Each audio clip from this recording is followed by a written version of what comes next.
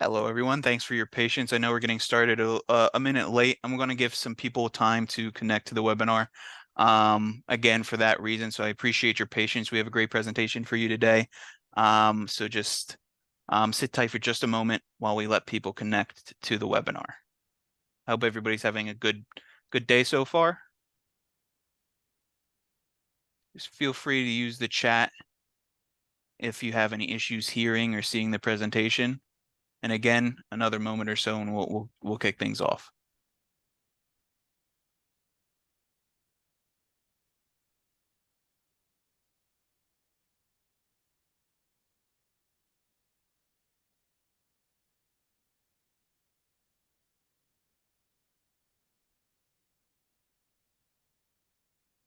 All right, that should be enough time, and I'm just going to go over my introduction first. So we're going to kick things off now. Hello, everyone. My name is William Mucker. I'm a client executive with Camaplan, and I would like to thank you all for joining us for today's webinar, Changing Travel with Electric Vehicles and AI with Zeph Fataj of B-Mobile. As a quick note, please be aware that Zeph will be answering questions at the end of the presentation. However, feel free to use the chat and/or Q&A function on your screen to pose your questions whenever they cross your mind. They will be saved and addressed once the presentation portion ends and the Q&A portion begins. Before we get started, we have a brief disclosure to go through. Everything presented in today's webinar is strictly for educational purposes. Camaplan is a neutral third-party administrator of IRAs. We are not attorneys, CPAs, or financial advisors. If it comes to a time where you need advice in any one of those fields, we highly recommend you consult with your team of professionals. We are more than happy to be a part of the dialogue with your team of professionals to make sure the investment process is quick and seamless. We do not sell any investments at Camaplan, nor do we endorse any products. We will never call you about the next best investment opportunity. We believe that you should always do your own due diligence before investing your money, whether it be your retirement funds or otherwise, excuse me. Once you have found the investment that is right for you, we will help you open your account, fund that account, and facilitate the transaction into that investment.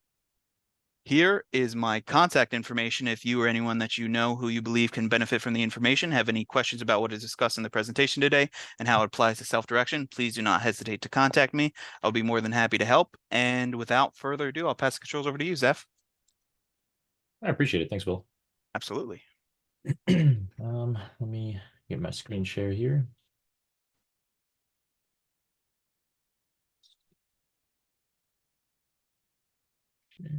Can everybody see that screen? Looks good to me. Okay, great. Let me hop on the video too so we can be on here. So thanks for having me on here, Will. I appreciate it. I'm excited to be sharing a lot of the new developments in these markets because EVs and AI have really shaken up a lot of what's been going on in the market currently. And there's been a lot of shifts. Or since the beginning of this year, there's been a lot of changes in the EV market in particular. And AI has really taken on a new role in a lot of what we're doing. So I'm going to be discussing both of those pretty in depth. And along with it, some of the other things that B-Mobile, my company, does, and the markets that we focus on, because we're really trying to, what we are looking to do is to connect all of these different individual markets into one platform. So that's, taking travel, taking EVs, and taking AI, and kind of combining it together to make travel and people's time anywhere they're going a lot more enjoyable and a lot more convenient too. So to get started, I'll do a quick overview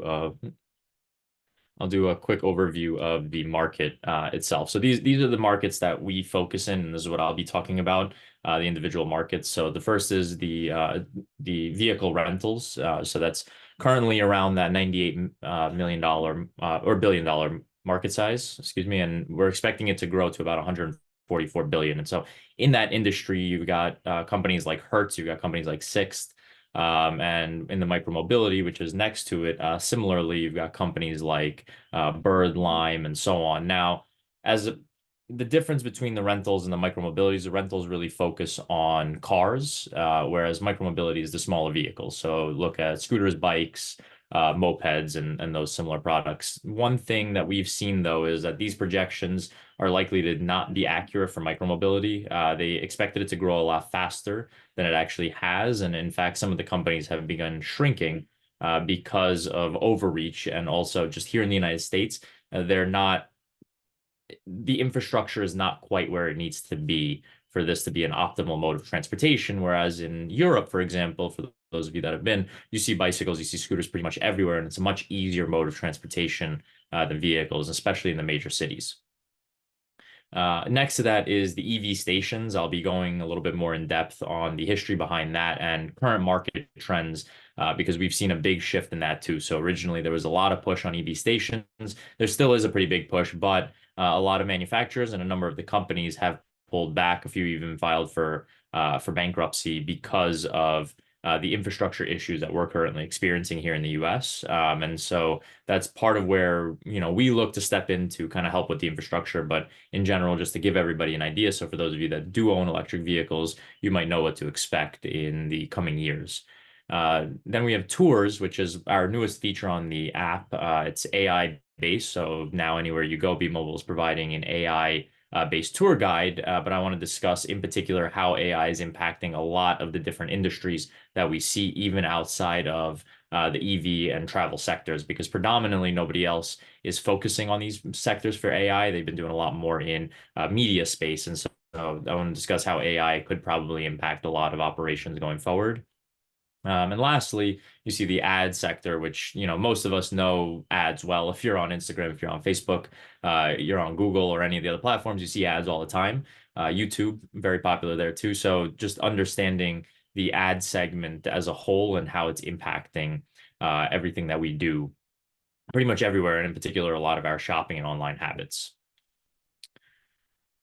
So without further ado, just a quick background on what BeMobile is so you guys get the idea. BeMobile started off in the micromobility sector prior to the pandemic, and we focused on providing scooters and bikes to locations. We initially started with the idea of working with communities and cities, but we found that it was very difficult because of the other big companies, but also because the infrastructure just wasn't there. So we shifted away from that and started working with private groups, in particular hotels, multifamily residentials, and master plan communities to provide them this additional form of transportation. And what we found was that they're really popular in cities, but that there's a very large segment of underserved travelers that need vehicles. And that's where we started then incorporating the options for mopeds, golf carts, and cars. And that's really where we're going to be focusing in the tail end of 2024 and into 2025. And along with that, it's all app enabled. So everywhere you're going, you pick this up, you scan it on your app, you use it, you bring it back when you're done, or drop it off at another BeMobile Hive, as we call them, as one of the stations. It's super convenient, really easy. You don't have to worry about battery charge. You don't have to worry about making sure it's standing up and, doing all that you have to do with the street vehicles. And it just makes it simpler. So it's wherever you're staying instead of having to go hunting for a vehicle. And that's what really got us into all these markets, is that initial start, that micromobility. And so with that, we've kind of grown and studied a lot of different market portions and have utilized that to see where the business could grow most specifically. And to give a little bit of a background on the app in particular, because we'll be diving into AI shortly in the next slide.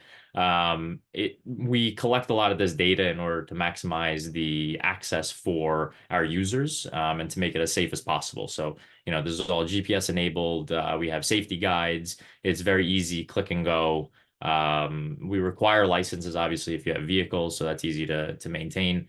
We provide tutorials as well, and then we also have a series of different rental options. And we've noticed that in this sector, in the micromobility, one of the biggest issues is the high cost. So it started off being pretty cheap, where a lot of these street vehicles were running about 15 cents a minute. So it ended up being fairly cheap. And, even with things like Uber many, many years ago, it started off being a much cheaper option. Now we've seen that their costs have doubled and tripled in cities. And I'm sure a lot of you guys have run into those same issues. And so it's the same thing with this. It started off in that 15-cent range per minute, $1 to unlock. And now it's gotten to, for the places that are still operational, it's gotten to as much as 50 cents a minute for rentals. So it's become astronomically more expensive, and even at some point, no longer economically viable. And so what we've shifted away from is that per minute model. We still do it, but we've found that the market in particular is looking for longer term rental options. And so, we focus more on like the daily, weekly, monthly subscription options for a lot of our vehicles and choices. And we see that being the general market trend. And even companies like Sixt, for example, are starting to offer lease options for cars, where you can actually rent out month by month at a discounted rate when you're staying in a place for an extended period of time. So to dive into the AI, so this is kind of an overview of what our AI looks like. You hop on and you book, you find your location where you're going to be, and then you book a tour. It designs the tour with all the different stops in the general location, and it's completely universal. So anywhere you are at any time, you can do an entire tour of your location. What we've seen is, and to give a little bit of the AI market background, AI has really grown, but mostly where it's grown is in the media sector.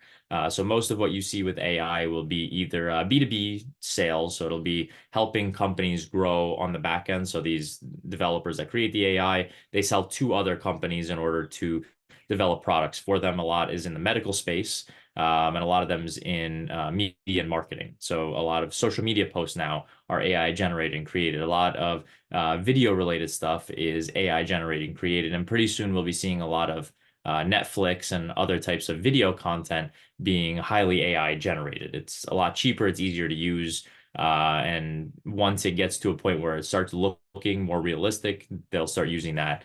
And we've seen that pretty grow quite a bit in the past year. It's been nearly 2 years now since the first launch of the OpenAI platforms for ChatGPT. And since then, it's gone a very, very long way. And a lot of it, there are free access to a lot of different things, but they haven't yet started using it for major monetization. So it's interesting because myself and a couple partners, we've been looking at this similar to the blockchain model that was used for cryptos. It's used for a lot of different things, but there has been a little bit of a difficulty figuring out in smaller, small business monetization, same as the blockchain, but it's quickly changing where a lot of small businesses are now able to access AI at an affordable rate. And so they're using it to grow their own platforms in a lot of different ways. And so what we saw as this opportunity was the idea that AI can help people get around easier. So, for example, instead of you or I going on Google, researching and finding all this different stuff to do, um, the AI will do that for us and just simply develops it so that we can find the fastest course of travel, and at the same time the most enjoyable portion. So there are other platforms that do similar things online, and it's a growing model in general for travel in particular. But so far, there hasn't been a whole big push on the AI market. You see, Google has their AI, Microsoft has their AI, ChatGPT, obviously, and there are a number of other ones, and they've started using these more frequently for a lot of data analytics, which is where it's become most useful. But not yet on the consumer product side as much. There are a few different products, but that's still growing and it's kind of the forefront of the market. So it's a really good opportunity for anybody looking to get into new businesses to focus on the opportunity for AI. Some of the downsides of AI, however, is the cost and barrier to entry to create your own AI. It's very difficult and it's extraordinarily expensive to do that. And realistically, right now, not even worth it. So most people will buy AIs that already exist, which are typically based on the larger platforms. So things like Google's Bard AI or the ChatGPT platform or Microsoft's AIs.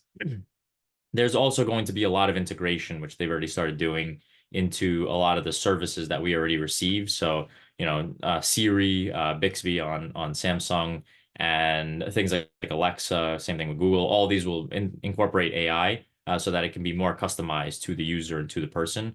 That's really where all this is going, and a lot of new technology is going to be predominantly customizable.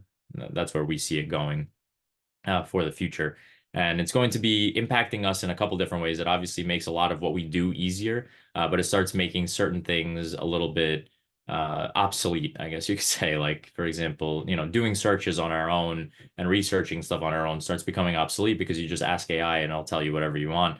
I was actually playing around with it the other day, and it can write full, presentations for you. It'll put together entire business plans. It's still at an early stage, so it's not perfect. There still needs to be editing, but for example, instead of wasting, 10 hours, 20 hours putting together proposals, now the AI, ChatGPT, or some of these others can put it together for you in a matter of minutes, and then you just go through it, edit it, change it, and customize it for yourself, and you just saved 80% of your time. So it's going to be really interesting to see beyond, what we're doing in travel. That's really where we're focused. But seeing it become a more prevalent software for things like medicine, not that it'll replace doctors, but it'll be a large support system for doctors. For legal type things, it can do a lot of legal documentation pretty quickly and efficiently. And similarly for accounting, that's going to be another one that will be interesting to see where it goes, because it can, again, numbers, it's just balance sheets and so on. It could be put together pretty easily and quickly through AI. And so I think that will maybe reduce cost in those particular industries. So it's something to look out for. Now, towards the vehicle side of things, EVs have become really prevalent everywhere. Right now in the United States, there's a little over 3 million, there's about 3.5 million EV vehicles, which seems like a lot, but it's actually only about 1% of the entire vehicle market in the US currently. But it is growing very substantially, and they're expecting it to hit over 10% by 2023. Now, a lot of you guys might have been listening to the news recently and have seen that many of the manufacturers have actually been cutting back their EV productions. So companies like Mercedes is reducing their EV production. GM is doing similar. Ford, Tesla obviously is not, but Tesla has started reducing their charging station output because the infrastructure currently isn't where it needs to be, and they're seeing sales of EVs drop. And a large reason for this is the limits on their batteries and the ranges, as well as the opportunity for charging. So for those of you that do have EVs, many of you may be living in more populated and denser areas. They're very useful in cities and they're very useful in the suburbs, where you're not going as far. But for rural areas, it's very difficult because when you have limits of 150 to 250 miles, and then you have to charge for an hour, 2 hours to get a full charge. And that's if you could find a DC fast charger, which right now is also more difficult. I'll get into the charging in a little bit. It becomes less convenient than the standard gas-powered engines and combustion engines. And so we wanted to shift into the EV market in particular for rentals because it's a more convenient mode of transportation as the EV charging options grow. But in particular in cities, it saves you a lot of gas and travel power. So for example, most combustion engines do have much worse gas mileage in cities. EVs actually have higher efficiencies in the cities because you're going at slower rates. Whereas on highways, it's the reverse. The gas powered, the combustion engines have higher efficiencies on highways and higher speeds, whereas the electric vehicles spend a lot more electricity at higher rates because they're pushing a much heavier vehicle to go higher speeds, and you have to continue accelerating the entire time. So anywhere with the lower speeds is a much more convenient and efficient option for EVs. And so that's really why we think in the rental market, they're actually a more convenient solution than potentially the combustion engine. Hertz last year had actually done a very large partnership with Tesla. They, I believe, somewhere in the neighborhood of about 160,000 vehicles that they were purchasing from Tesla nationwide. Now, I know that partnership is still ongoing. I think they had downsized the order a little bit for a number of different reasons. Obviously, Tesla's output being one of them, but more predominantly because the rental market just hasn't grown as much as they expected it to, with EVs in particular. And so what we're seeing is there being a large shift, not just away from EVs, but more towards hybrids, which seem to be a more efficient option. There's even some Chinese vehicles coming out now. They're not going to be sold here in the United States, but that have large battery ranges, and they're considered like hybrids, but really it's just all motor powered with a small, 4-cylinder engine, highly efficient, that isn't actually used for propulsion. It's actually just used to recharge the battery packs when needed. So it's not on all the time. It's just when you're low, it'll recharge it kind of like a generator, which is actually a really efficient and cool way to continue operating with minimal emissions. So when you need it, it'll turn on. When you don't, it runs fully electric. It's very convenient, and it can push ranges to as much as 500 or 600 miles. So it solves some of the issues that they currently have. Now, in the sector, there is a lot of growth in batteries in particular. They're expecting that the newest battery productions by 2030, we'll be able to get cars as high as 1,000 miles per charge. And they're also experimenting with alternate fuels. So, in particular, hydrogen has been a really big proponent or solution for the combustion engine. It's still dangerous currently, and it's still expensive to operate in the smaller vehicles. That may change. But my personal belief is that I think electric is going to end up being here to stay once they have these new batteries, especially if they can make them more organic batteries. And that what we're going to likely see replace gas and coal at production plants. So, for example, in New York, we have Con Edison. They provide electricity. Instead of Con Edison using things like gas and coal, it's more likely that they'll start shifting to hydrogen once it becomes a little bit cheaper. It produces more energy, it's more efficient. It's just the cost right now to maintain hydrogen at the temperatures needed is a little bit of an issue. So as that comes down and becomes more feasible, I believe that they'll start phasing out some of the fossil fuels for the more efficient hydrogen solution. The electric vehicle market, the other big part of this is that batteries in particular are going to be an issue. So as this changes, we'll see a lot of a shift towards more organic solutions potentially for batteries. There's a lot of research going into it right now. The issue with them is that cobalt and lithium are both relatively rare minerals, but they're also very expensive and difficult to extract from the ground, which leads to a lot of carbon emissions in and of itself because it's machinery heavy. But it also becomes an issue because both of them cannot be properly disposed of. You can't just throw them away. So it's the same thing as like your AA batteries. You're not supposed to throw them in trash. You're supposed to put them in specific baggies and have them disposed of correctly because they're hazardous. These large batteries are significantly more hazardous. And so that same issue is where we're going to be running into most likely in the next 15 years or so, is how to get rid of so many large batteries that are in these cars. You're talking about millions and millions of batteries. And they're trying to figure out how to recycle and how to reuse as much as possible. But that's still a very early stage. So, other potentially big business models will be the disposal and recycling of batteries in particular, as this becomes a more prevalent technology and grows over the next 10 years. Right now, as I said, they've cut back a lot on the production of these products, in particular the EVs, and so it'll be interesting to see. I think they'll make a comeback as batteries improve, but I think for now it's nearing the cap of where most EVs will hit for the time being until this new technology comes out to make them more efficient. A little bit about the micromobility sector, just a quick breakdown. The general sector started, well, the big bump started in 2018 with the launch of Bird. Prior to that, there were a lot of bicycle rental companies in the cities in particular. So things like if you're in New York, City Bike, for example, it's owned by a larger company named Motivate. They had bike rentals across 6, 7 different major cities in the country with tens of thousands of bicycles for rentals. And that's, I think, where Bird kind of got their idea from. And so they started off with what was called a dockless model. That dockless model basically meant that you could pick it up wherever it is and then drop it off wherever you want. It became a serious issue for a lot of cities. And so the market has shifted a lot because at one point it was the Wild West. It was a free for all. You can kind of pick them up wherever you want, drop them off wherever you want. But that shifted and changed when the city started regulating it. So now a lot of the cities require permitting for the companies, which makes sense. And they also require that they can only be parked in specific areas. So it changed from that dockless, very convenient model to a hybrid, what they call a geolocated model. So you have to drop it off in specific areas, which is more or less effectively the same as just having a dock.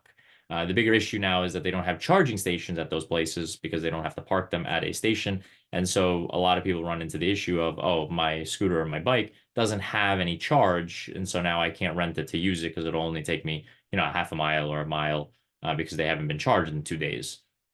And that's one of the larger problems that they've run into. So a lot of these companies, I think they had hit a maximum capacity of around 100, 120 cities, Bird, particularly in Lime, and they've downsized significantly since then because they just weren't making money in a lot of these markets. And a lot of the cities started kicking them out and banning them.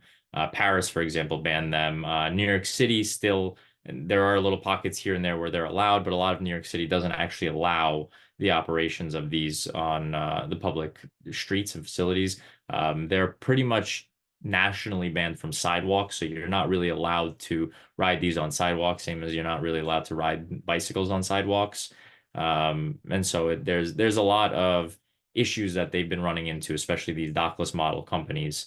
And where we shifted and changed that was, using these dock models, but again, originating all of our operations from private business and locations. So working with hotels, working with multifamily residential. This is where people predominantly, that 80-20 principle, most people start in one location and return to that same location. And so we want to give them the highest convenience there so they don't have to own the vehicle, but they can use the vehicle at their convenience. And what we've seen in the market in general, especially in these cities, is a large shift away from using larger vehicles. So, the EVs or cars in general, especially in cities, to the micromobility sector. So there's a lot more bicycles on the roads, a lot more scooters on the roads.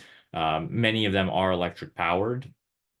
So scooters in particular are entirely electric powered, but for bikes, you actually have three different models you can choose from, and some models actually have all three modes together. So there's the regular pedal bicycles that we all grew up with and are used to. There's pedal assisted, which is an electric motor that just simply helps you pedal a little bit easier, in particular when you're going up hills, so that the difficulty doesn't change for you. And then the third is full electric mode, which is basically small throttle on the side of the bike that allows you to use it simply on electricity and not actually pedal at all. Some of the bikes, you can actually recharge with pedaling, but predominantly it's just a simple battery that you pull out, you charge it, and then you put it back into the bike when you're ready to go. And many of them have pretty good ranges, so you can get bikes pretty cheaply and pretty conveniently for anywhere from 30 miles on battery alone to as much as maybe 60 miles on battery alone. Which for most city commuters in particular, they'll never be doing more than that on any single day. Most likely not even for an entire week. So they are extremely convenient. They're very useful, and we've seen that push a lot here in the States, in particular in the Northeast and on the West Coast, where the cities are a little bit denser and you don't need a car as much. Places in the South, for example, Texas, Florida, the whole Gulf, it's much more difficult because everything's so spread out. You really do need cars. And so that's, another issue that needs to be tackled in its entirety. But that's where I think a lot of EVs, electric vehicle cars in particular, come into play. This micromobility sector is a lot larger and a lot more impactful in Europe currently because their cities are a lot denser, they're smaller, and so they can travel larger distances and get further in those cities with the micromobility. So there's a lot of biking, there's a lot of scooters, but predominantly people like to own them over there. There are a lot of rental options too, but some cities have kind of been overrun by them, and so they've started banning them. In particular, places like London and Paris have started limiting how much people can use the public vehicles and how many these companies can place. So this is just a little bit more about the company and how we operate our company, but it also is kind of an insight into some of the other companies. And so we look at it to hit all these different metrics. We focus on using what's called skeleton crews. So because we're located at specific locations, we try to minimize the number of people that need to be at any given location. The reason for this is because we like to focus on the customer service, but also because they're at these specific locations, they should theoretically always be charged and available to users. One of the biggest issues with a lot of the other companies is that they don't have, or at least when they launched, they didn't have an infrastructure to charge, to maintain, to operate. And so we've seen a few different issues with those vehicles. In particular, their quality is very low. They have to replace their vehicles regularly, and then more importantly, that they don't have charge more often than not. And so it's dissuaded a lot of people from relying on them for regular transportation. One of the things that I do want to just mention is because in the micromobility sector, there have been a lot of talk about accidents, and relatively speaking, there's actually a very low stat for accidents. So I believe with bicycles, the stat is somewhere in the neighborhood of about 1 in 70 million rides. And the e-scooter space is pretty similar to that. It's, I think, a little bit higher, maybe like 1 in 15 million, 30 million rides, something like that. But the reality is that they made a big deal of it because it was such a big surprise when they just started launching these all over. And so when there were accidents, which is inevitable, obviously people aren't paying attention. A lot of times it is driver issues, same thing with cars. It's not the car's fault because people sometimes aren't looking at what they're doing. Um, and so when that happened, it became a big media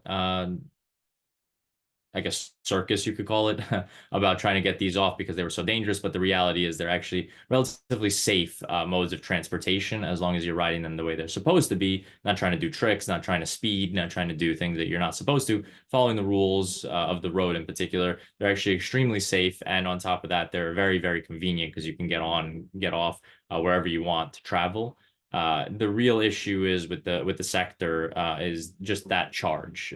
The vehicles having enough charge for people to use them regularly and continually, and so that's what we try ourselves to solve and to fix. This just gives you guys a little bit of an overview of what we've done. So, Pilot, we've been looking into some operations in the Caribbean, and we're going to be launching out a larger pilot later this year, beginning of next. But I do want to get into the green benefits of a lot of this. So scooters and micromobility in general, I still think will end up being a big part of what we do in the future here in the United States, like it is in Europe. Reason being is that a lot of cities have been growing outside of the Northeast and the West Coast. A lot of population travel to places like Florida, to places like Texas, Arizona, New Mexico. And so with that influx of population, there's going to be a lot more construction going up, which means the cities become denser and it becomes a lot more convenient then to start using micromobility. And what that really allows for is for us to get away from that car culture that we currently have. Again, it's here to stay because the United States is so large. There's no way to get away from cars entirely. But using the micromobility is a much more convenient option for cities in particular. And what we believe that can do, and something that we want to be able to help with in the future, is to coordinate this infrastructure development for cities. It helps reduce congestion and it makes it a lot easier for people to commute and to travel back and forth while reducing a lot of emissions. So places like San Francisco, for example, where they have issues because of the way the mountains surround the bay. It causes smog to stay in the city. They require specialty gas so that it doesn't stick around like smog. Solutions like this make it really easy to not have to drive cars, which is a lot cheaper given that gas right now I think is in the $7 per gallon in San Francisco. But it also makes the air a lot cleaner, less pollution. And so it helps both travel and the environment. And we want to see similar things happening in other major cities. So New York City, for example, could benefit immensely from the reduction of congestion inside the city, in particular Manhattan. And the best way to do that is by micromobility, using more scooters, bikes, and even mopeds, just to reduce the number of cars that are on the road, and then increasing, buses and other alternatives, which in the city they've started actually replacing with electric vehicle buses as well. And so it's been a big push. But doing that, again, we need to figure out, there's still a couple hurdles. We need to still figure out the battery situation, how to make them recyclable, reusable, and less wasteful to the environment. And once we do that, I think we'll be in really good shape towards helping improve the environment as much as possible. But in general, just all of these solutions, being able to bring them on one platform, which is really what we're trying to do, helps people reduce congestion, or cities reduce congestion, helps people get from point A to point B in faster, more efficient ways. And I think that's really what the sector is moving towards. So as much as it started off being about just singular use vehicles like these micromobility, I think it's very quickly shifting into a general ecosystem of how do we get around and start using the different modes of transportation at our disposal in the most efficient ways to make it easier for us to travel and also be as green as possible within the sector. The last thing I want to talk about is the use of advertising. And so the ad space that we were discussing, we're working with a number of different companies. We have connections to all these. But what we've seen is that there has been a large explosion of online ads, obviously because of Facebook, Google, Instagram, and similar social media platforms. But what we're not seeing is that a lot of other platforms are utilizing and taking advantage of ad opportunities. And so some of those things would be, for example, like people being on a platform like Eventbrite, looking for events more regularly, having ads on there to help people in real time. So, for example, you go and travel somewhere, you go to, I don't know, let's say you're headed to London and you don't know what to do in London. You're going to be there for 3 days. It might be a work trip, it might be for fun, but you don't know what to do there, or you've already been there, so you've done a lot of the sightseeing. You want to go to some events. Instead of having to go, search around for events, you hop on a platform that can provide you with event access immediately. And, it's simply just a pay to play by these companies. So, light advertising that kind of promotes the events that you guys can check out. We see that being a very large, soon to be push in the media industry, where it's going to be a lot more live on the go, location based and tailored towards interests. So whether you're interested in sports, for example, or you're interested in jazz clubs or jazz bars, you want to go to live events, you're interested in the music industry, whatever it is, having all of that together in one platform, I think is going to be the future of where a lot of marketing is going. And it's also going to be a lot more efficient marketing. So right now, the cost of ads has gone up substantially because there is so much advertising out there, and it's becoming more and more expensive to the point where a lot of advertisers are actually pulling off of platforms like Google and Facebook because it's too difficult for them to do any branding. And we saw that with Facebook's drop in revenue, and similarly Google's drop in revenue, because people just aren't seeing the value currently. And so this opens up a really good opportunity for new companies to provide more on the go, more customizable advertising features for companies to be able to promote to users that will actually use it, as opposed to the shotgun method that a lot of content creators use on platforms. Now, to that degree, it's also a big part of this is content creation. So content creators and influencers make up about 49% of all purchase decision making. So online, 49% of people say that they made a purchase, they made a decision to buy something or interact with a company as a result of an influencer or some content that was created by an influencer. And that really shows how impactful the content creation industry is, and it's only going to get a lot stronger. So, with that in mind, we see a lot of companies partnering up with content creators, but also potentially themselves becoming content creators in particular industries. And we see that in particular, across all these platforms. Audible creating their own content, the NFL, NBA, they have their own TV shows outside of the sports themselves. Similarly, Spotify expanding out their options, and now even things like Netflix doing live TV shows.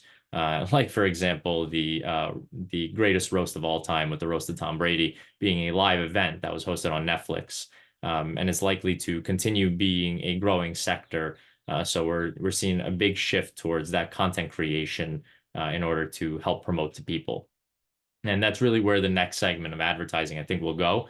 And to circle it all back together, AI will have a big push on that. It'll help prioritize specific advertising, specific promos, specific content for specific people that are the most interested in that more efficiently than what we currently have. But it'll also be the crux of a lot of content creation. So being able to use AI for any of these things that we've discussed on here, it's going to be a really big part of the next 10 years of travel. It'll be the big part of media. And really, it's going to be a big part of what all of us are doing. So, most of what we're going to be seeing is a lot of content creation through AI, a lot of interaction with AI, and a big push towards a much greener future, but hopefully a lot easier and more fun travel for all of us. So that's the presentation. I hope you guys got some value out of that. And if there are any questions, I'm happy to answer them in the Q&A. Perfect. Thanks for all the great information, Zeph. Was very well rounded. As Zeph said, now is a great time for questions. If anybody in the audience has any questions for Zeph, please feel free to post them in the Q&A and or chat section. We see one question coming in now from Jim. Is this an investment play for CAMA members or a purely educational presentation? If we categorize you like they do in Shark Tank, are you a pre-revenue startup? And is your website bmobile.co? So Yes. on the CAMA portion of that, we never endorse any products or sell any investments. Everything, like in my disclosure, is strictly educational for purposes. A lot of people that come in here do offer investments sometimes, or they're professional, different types of professionals. It's completely up to you to do your own due diligence and select the investments that are right for you. Again, whether it be with your retirement funds or otherwise. Again, we do not endorse anything.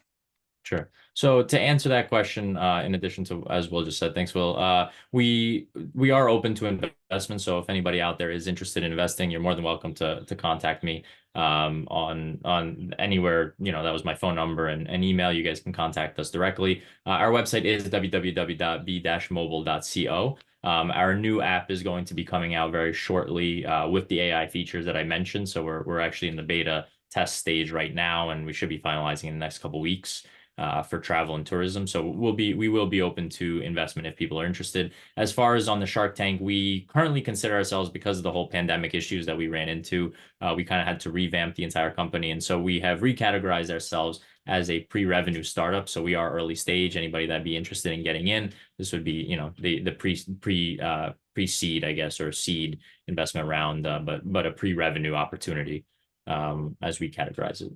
I hope that answers your question, Jim. Thanks for the question, Jim. Thanks for the answer, Zeph. Yep. Any other questions we have for Zeph while we have his time today?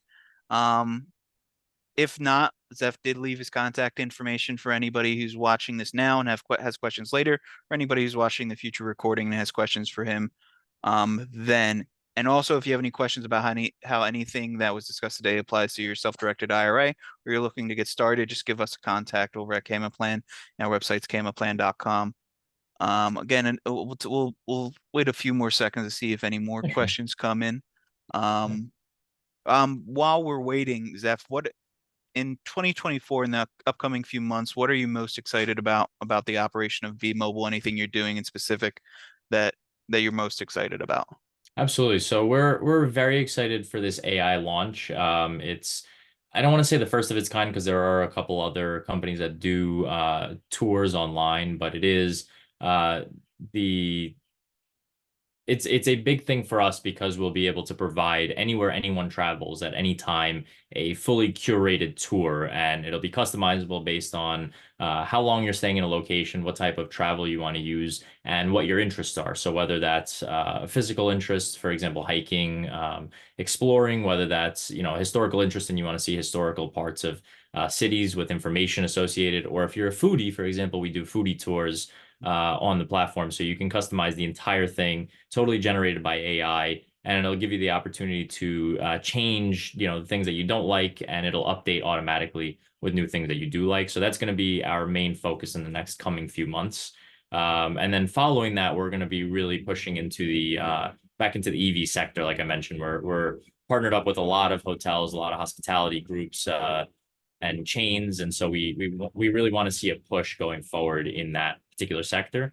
And then ultimately a lot of events. So we're planning on promoting a lot of events on the B-Mobile platform and really making it accessible to people wherever they're traveling. So now not only do you get the tours, but also, like I said, you might be in a new place that you've never been before. You're bored on a Thursday afternoon or a Thursday night after work, and you want to, go and do something. You might want to go meet people. You might want to go see an event. And so people will be able to do that, access it directly through our platform.